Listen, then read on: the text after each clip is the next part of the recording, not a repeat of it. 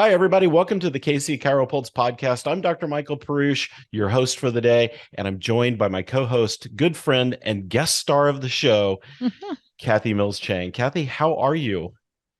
I am absolutely great. Maybe a little Awesome. chilly this moment, but otherwise really good. Well, good. Well, hopefully the sun is out. I know wherever you are, it seems like the sun is always shining because you seem to bring it with you. Well, thank you. It is, sunny in Colorado. It could be 4 degrees, but we've got the sunshine for Okay, sure. perfect, perfect. So, just so everybody knows, Kathy and I have known each other for longer than I'd like to probably admit.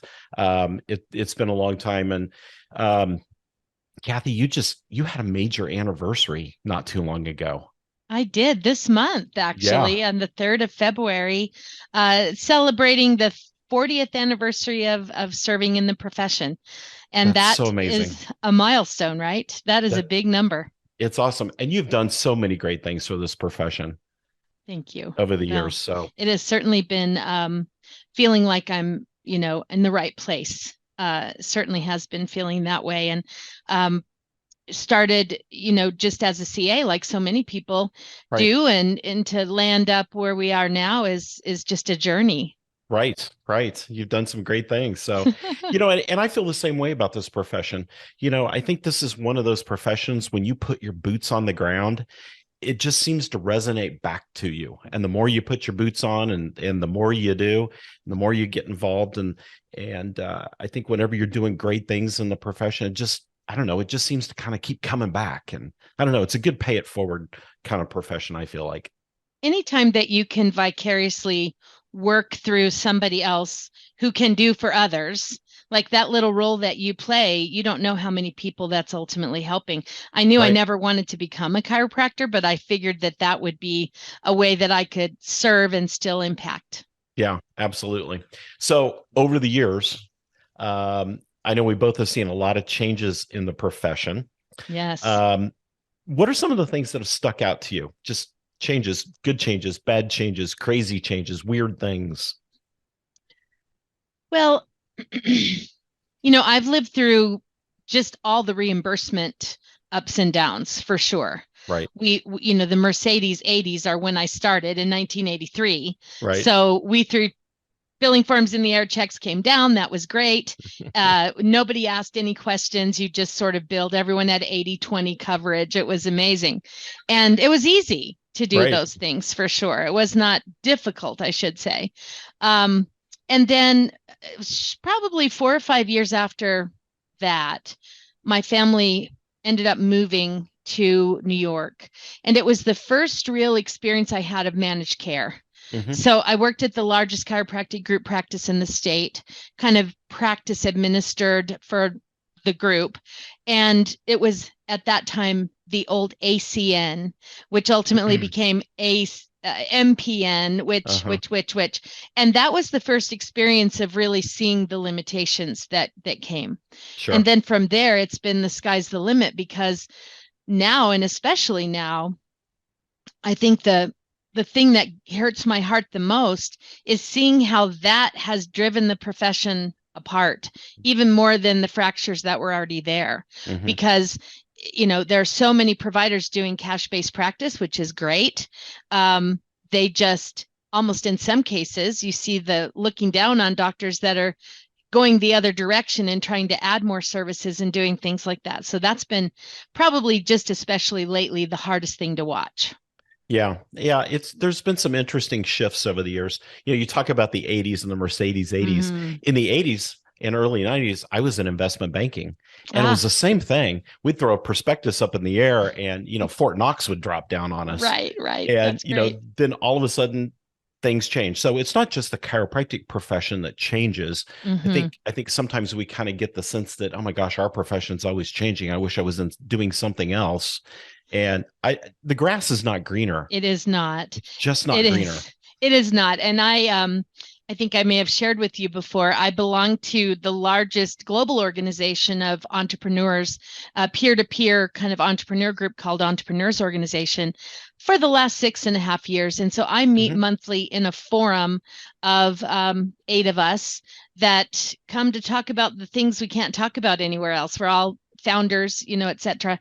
Right. But what I find so fascinating is that doesn't matter. We've got a person that owns a huge catering company, two software developers, a lawyer, and we all have the same issues. They're Sure. people issues or cash flow issues or whatever they may be. And, the more that we are, thinking that we're different, the more we're alike we are. And Yeah. I think you've made a very accurate statement there. It doesn't matter the industry. Well, that's absolutely right. As a business owner, we have to realize we're entrepreneurs, Mm-hmm. and the group you're in sounds amazing. It is. And because we're entrepreneurs, yeah, we share the same thing. And I tell people all the time to do what you're doing and find a mastermind group like that you can get Yes. involved in, especially when it's not in your profession. Because Mm-hmm. when you see that other people are having the same issues and the same complaints about trying to hire people and whatever it might be, we're all on the same plane. It's a fact. And it's funny. The majority of what we do in our business is all business related. Mm-hmm. When you consider everything to do with billing and documentation and compliance, it's business. And other people have to deal with those same things. But I think sometimes our doctors forget that they are in this amazing, passionate, healthcare field, Mm-hmm. but they're also wearing the hat of business owner. And when I see the challenges, it's 9 times out of 10 because they didn't pay attention on the business side, not the clinical side. Right. Clinical, they're great. It's always Yeah. on the business side. It's always on the business side. It And really you is. have to juggle both sides. Mm-hmm. And I guess that's where you and I both kind of come in and help them a little bit, help them Yes. find that balance. Um, you know, you're talking about the great things in the profession. One of the things that I see that I think is so amazing is how the profession has grown, and I call it widening. We are much more scientific based. There's more research behind what we do. Mm-hmm. We're seeing doctors, chiropractors in more areas today. We're in integrated health clinics. We're in hospitals. We're in the VA. We're all over the place today. And I know when I first started in the profession, that wasn't really happening. So No. it's all happened in this very compressed amount of time. Yes. And the way that the folks are coming out of school with different ambitions and different things Right. that they want to do for sure. Right. And there's so many new niches, Mm. however we Yes, say it. that word. We've got all these different niches now. And so chiropractic is this amazing opportunity to go out and kind of really make it whatever you want to make it. You don't have to just be the general chiropractor. I'm not saying there's anything bad about that. Mm-mm. You can be a cash practice. You can be a multidisciplinary practice. You can be cash and insurance. You can be geriatric care. It's such a cool profession when you really pick it apart like that. Because nobody can do what a chiropractor can do. Absolutely. None of these other providers can do that. And sometimes it pains me a little bit that I worry that doctors forget that. Mm-hmm. I was watching this great new documentary that's out on the PGA tour that they're doing. And Justin Thomas, one of our favorite Mm-hmm. golfers' father, is his coach. And he said, what you have to remember is you're very, very good. So you can't get mad at yourself when a bad thing happens. Right. And I remarked to my husband about that and said, I wish more doctors got that. What you have and what you're doing and how you're healing, nobody else can do. Hang on to that and then just fix these little edge things and you're going to be just fine. Yep. And I think doctors need to find more positive energy to replenish their own, giving off the energy that we do every day with patients, and then to turn around and I know you hear this too. You go to a conference and all you hear is the complaining and woe is me and the negativity. And we got to get out of that negative group think as a profession. And again, it's not just us. I hear this in other professions too. But yeah, somebody asked me the other day, it was somebody getting ready to graduate. What's the one thing you can tell me that will really help me have a successful career? Don't listen to the negativity. Yeah. Go down the straight and narrow. Yep. Go down the straight and narrow. Never put the blinders on. Always have full vision, have a purpose, and don't listen to the negativity. It'll take you down. That's fact. And have a good group of, board of directors around you. You don't have to know everything. You just have to know the people that do. Absolutely. And don't listen to your buddies, Oh my whatever you gosh, do. yeah. Please don't do that. The buddy consultant sometimes Oh is the my worst. gosh. So, Kathy, I want to ask you a question. I don't know that I've ever asked you this. Hmm. What brought you into chiropractic? I know you started as a CA. How did Yeah. you get there? So after I went to Arizona State University, Mhm. and after about 2.5 years, my mother fell fairly ill to a point where I decided to move home and get a job and kind of just help her. Mhm. And I ended up getting a job at an optometry office that was near our house. He had been my optometrist and ended up kind of expanding into a lot of different things and working there doing bookkeeping and all these things. And my brother, my second oldest brother, owned an x-ray company in town, and he knew of a doctor that he had just installed an x-ray machine in and said, they have a person who's going to be having a baby and they're looking to replace. Are you interested in seeing about making a change? Mhm. So I met with them, and there were a lot of promises, we want to do bonuses and we all the stuff that, would happen. This was a Sherman grad and he saw 300 a day. It was really that kind of a practice. Fun. And it was he and his wife and this person. And I decided to make the jump. And they were only open Monday, Wednesday, and Friday. And you did the business on the Tuesday and Thursday. Mhm. And I trained for a week, and off she went to have a baby, Oh, wow. never to return. Oh, And wow.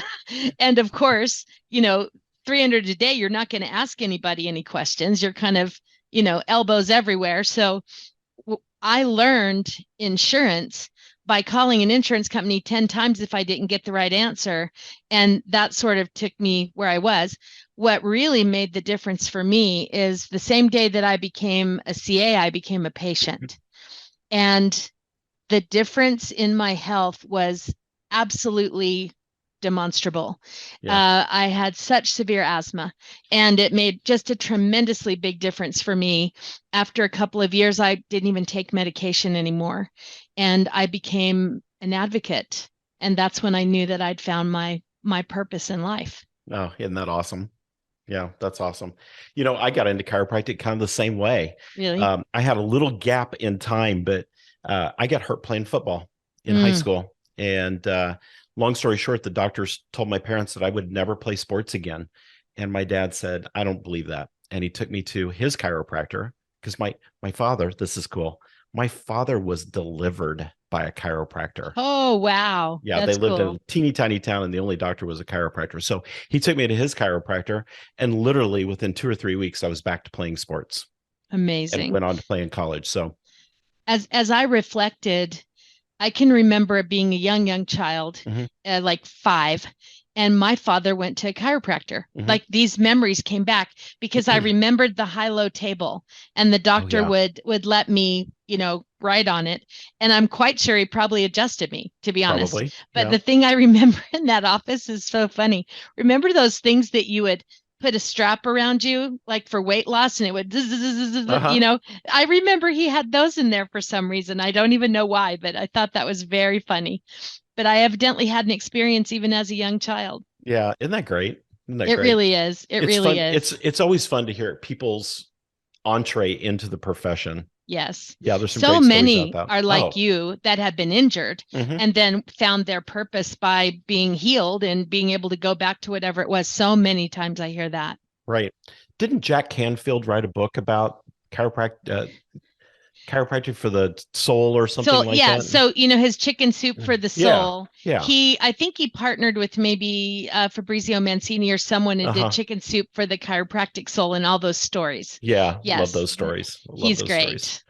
So what do you think, just looking in your crystal ball, what do you think lies ahead in the profession?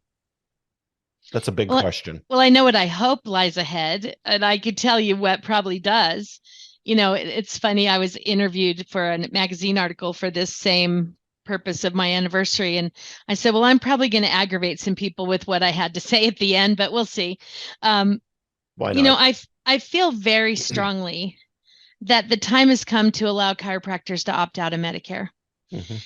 and Medicare Part B. Let's be Hmm. clear, because it is different now, and no, a lot of people don't still understand that. Sure. But I think that, having worked at the American Chiropractic Association, I understand why, when they are pushing for full scope in Medicare, for everything to be covered according to whatever your state scope is, they think, excuse me, that it's backhanded to say we want full scope, and oh, by the way, let us opt out. They Hmm. think that's backhanded. I don't understand that. I'm just saying it's not fair out of equality when Right. every other kind of physician can do that.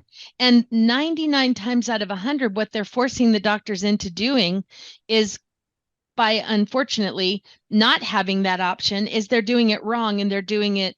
I cannot even tell you how many people we encounter that are like, oh, I just see Medicare for cash. They can't. and Right. and there's plenty of things to do to fix it. But I think the ICA might have put forth a bill similarly Hmm. through Congress, and theirs includes opt out. And I don't understand why it can't be both, but I believe it is the bane of most doctors' existences. Now, 10,000 people a day age into Medicare. I wouldn't want to opt out of Medicare if I were a chiropractor at all. Hmm. It's the simplest, most straightforward thing to do. So what I hope is that that can happen.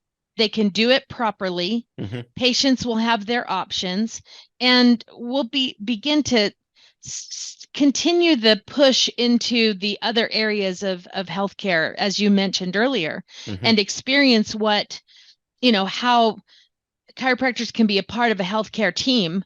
Right. And I happen to be in a group in Facebook that's, these doctors that are very evidence based, and Hmm. and they really have a strong showing and a strong push to be able to show what chiropractic can do. And I hope that goes. Hmm. And I hope that doctors who want to be able to practice in their own way still can do that. There's got to be room for everybody under the umbrella. Yeah. Yeah. I agree with you. And I think if we could get the opt-out status, my fear is that we're going to leave behind the geriatric community. and Exactly. and they need us. They need us so bad.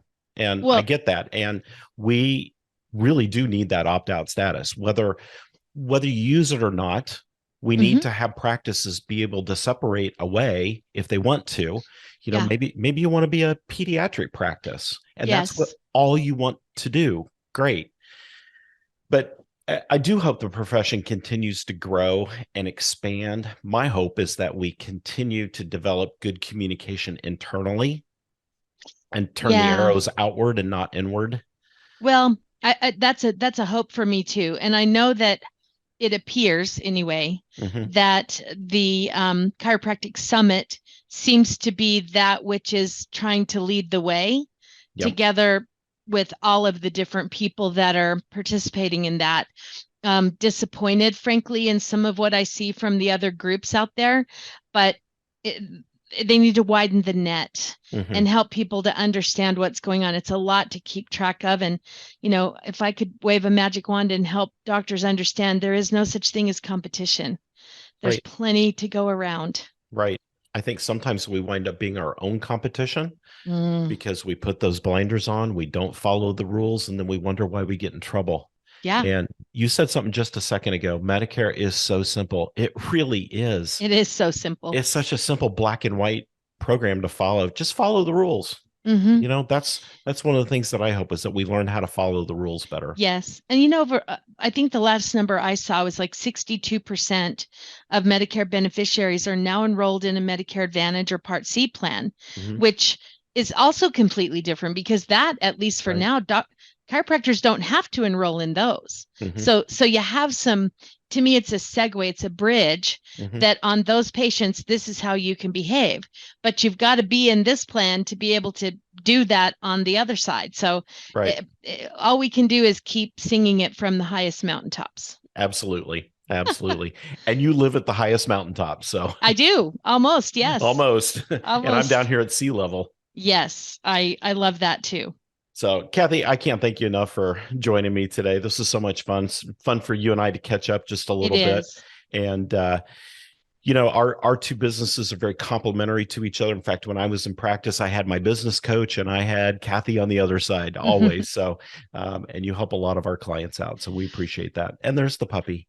Well, she just came out of her little surgery, so I she's love probably it. looking for her soft bed. Yeah. Bless her heart. Well, we are delighted to help doctors in any way we can, whether it's a la carte or otherwise. And, I always just like to say, go to the resource. Yep. Don't try to figure it out. I'm not going to try to figure out how to adjust. I'm going to go to someone that learned it and is good at it. So you should do the same thing. Absolutely. Kathy Mills from KMC University. It's kmcuniversity.com, right? Yes, it is. Yeah. So Kathy Mills Chang, thank you so much for being here. Happy anniversary. And It's so thank you great so to see you much. today. Thanks for having me. I appreciate it. Absolutely. And thanks everybody for listening to the KC CHIROpulse podcast brought to you by CATS Consultants. We'll see you next time.